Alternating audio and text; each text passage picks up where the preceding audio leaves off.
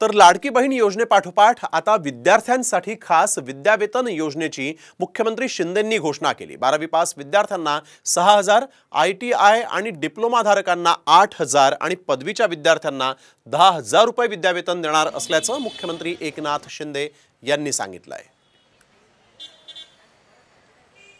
लाडकी बहीण तर केलं, लाडका भावाचं काय? मग लाडका भावाचं पण केलं। आता जो 12वी झालाय त्याला 6,000, डिप्लोमा झालाय त्याला 8,000, डिग्री झालाय त्याला 10,000 रुपये महिन्याला।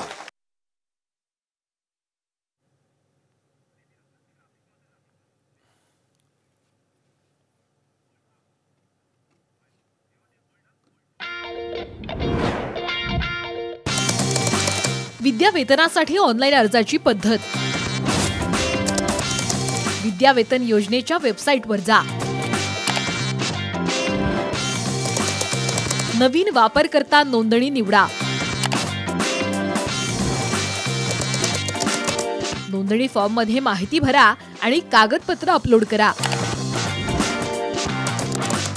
नोंदणी प्रक्रिया पूर्ण करण्यासाठी सबमिट वर क्लिक करा।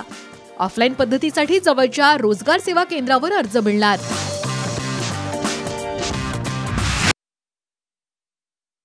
तर 12वी पास विद्यार्थ्यांना 6,000 रुपये विद्यावेतन मिळण्याची ही योजना आहे।